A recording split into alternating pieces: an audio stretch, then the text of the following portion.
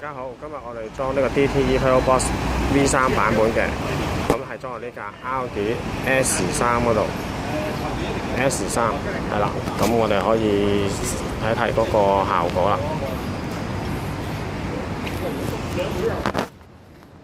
咁而家我哋裝好咗噶啦，咁呢個係 V3 版本。咁我哋可以揀翻呢個原裝設定先啦，係冇着過燈嘅。咁我哋而家可以着車啦。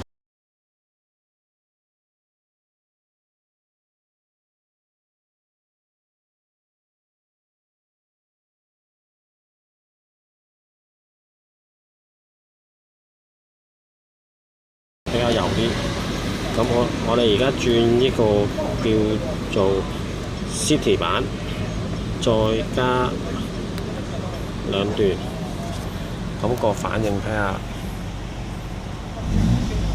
即刻高咗，即刻反應敏捷咗。咁我哋再加呢個係中間 Sport，咁再加3段。